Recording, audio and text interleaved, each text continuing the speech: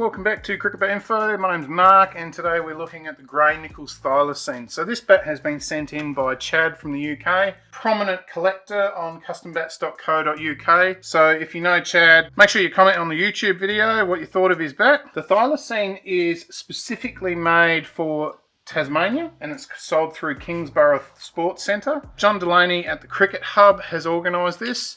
And if you don't know, the Thylacine was actually the Tasmanian tiger, extinct in the early 1900s. One it says handcrafted from Players English Willow. And we've got here a retail price of $629. The stickers themselves have got a bit of texturing in them this time. A little bit of detailing, not matte like you saw with the Cobra. I got to leave the stickers on because Chad is actually a collector. He said to me he's got to reduce his collection down from 300 to 200. Yeah.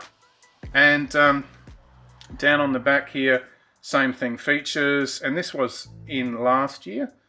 It just doesn't need the sticker down the bottom because you got the Tasmanian tiger down the bottom there. Silver and white detailing here with like a very fine bit of detailing running through the stickers there. I do like that. Southern Cross here. That sticker there is slightly lifting. That just happens. Yeah, I like it. It's actually quite a clean bit of willow. And you're going to like switch off by now. And I'm not talking to those people who have switched off. Don't get sucked in by grains. Grains don't necessarily mean performance. This bat has been graded as a player's bat. And generally, in my opinion, Gray-Nickolls have been really accurate in determining what bats actually play well and grading them up on performance. This is the thing with Players Willow. Players Willow is not necessarily a grade, it's a type of performance that they're looking for. So the types of things they're going to grade up on, and Gray-Nickolls does 3 types of grading: appearance, density and performance. It doesn't necessarily have to be high in the appearance scale, so you can have blemishes or wide grains or things like that, but it's definitely got to have more going for it as far as density and performance, and we'll test that out when we tap it up. But here we've got 6 grains, and I can count them: 1, 2, 3, 4, 5, 6. Reasonably straight, little bit of a wobble through, but when you actually look through the toe, you can see there's a pin knot right in the middle of the toe, skewing the grains running through it. That actually adds a lot of strength to the toe. So that's actually a good thing as far as I'm concerned, seeing these pin knots right there. And just have a look at that profile. It's nice. Probably say it's more sort of focusing on the mid-low, extending up. So I'm going to say that. It's mid-low, extending up, which seems to be the theme for this current year. So definitely favouring those sort of front foot players. The spine is going really low in the bat. So they're trying to give you as much as possible to protect the toe, rather than taking wood out to try and enhance pickup, like they would with a, I was going to say camel toe. No, like they would with a duckbill toe. Very traditional in its shape. There's no real bow in these bats anymore. Tiny little bit heading towards the toe. You can see just how thick that shoulder is, which is really impressive. A lot of wood taken out here at the spine. So you get this really thick shoulder but no wood at the spine. Some people used to think that, you know, that spine travelling down through the handle gave you a much nicer oval feel, but also improved the feel of the bat and helped the transfer of vibrations and power through the handle. It has the latex grip that GN are using now, particularly the ones made in Australia, which you can see there, made in Australia. I've actually got this on the GN Ultimate that I have. So I originally got that. Turns really disgustingly brown and yucky. And like all the Australian made Gray-Nickolls, it's got the zinc oxide strapping tape there.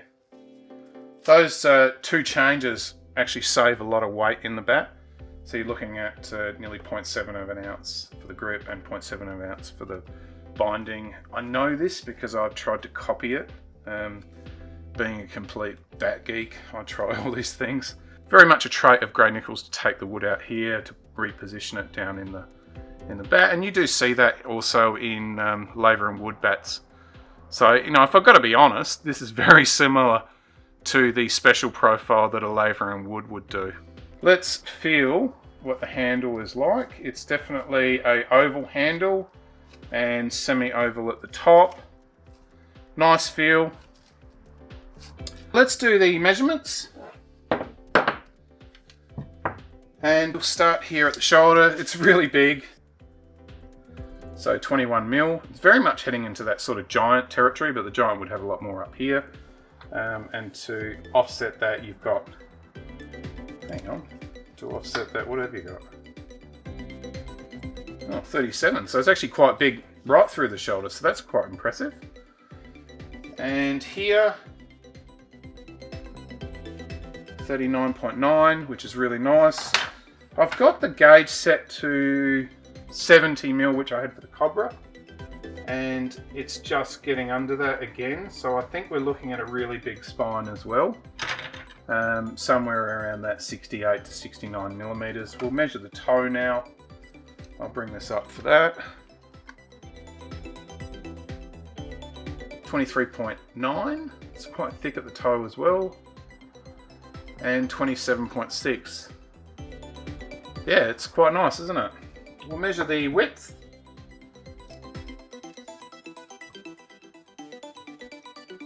.107.3, so there's no real narrowing of the bats. Initially when I had the bats out and I lined them all up, I thought visually they actually looked like they were narrow, but they're not. So let's measure the length of the blade. And you can see here the 55 mil is right there, a little bit higher, but it's slightly higher than a 55. It's just a thing of the handmade range. What does it actually feel like? Yeah, in my hands, this is actually feeling quite nice. I'm actually thinking I'm holding under a 2.9. So that's what it feels like. And what does it actually weigh? 29.9. Yeah, it definitely picks up a lot better than that. We'll give it a tap up and see what it actually performs like. So making sure that's in camera. Starting at the toe. Starting in a low position. There's a little bit of action there. Coming along much nicer there at a mid-low. And feels much nicer in that mid. Yeah, and that sort of matches what I'm seeing there. Yeah, mid. And it's actually extending a little bit higher. So it's got a really, really long middle. $629. It's nice. I think that's pretty good value. You're getting a handmade bat, really good quality stickers. Now, one thing I will comment on that has been bugging me a little bit is it's not as bad on this one, but it's definitely worse on the Cobra, which is lower in the range by, you know, $100 or something. The finishing is good, but I'm actually have been seeing under some lights some really clear sanding marks through the bat. Now, you've got to understand that I actually do this photography under really strong lights, so I'm able to see a lot more. But it is something that I haven't seen in Gray-Nickolls before. The finishing seems to be a little bit rougher, but that's not going to affect performance, but that's just something that I'm picking up on.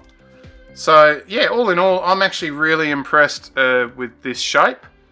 It's got a lot going for it. I guess all bat makers get inspired by others, and we definitely on the channel, when we watch these videos, we tend to consider, you know, what does this actually look like? I'd love to hear your comments.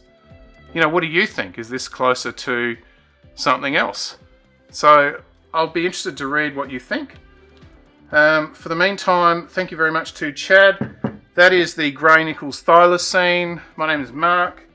If you like what I do, consider subscribing, blah, blah, blah. All those types of things. It says it right there. We'll see you on the next video. Gray-Nickolls Thylacine.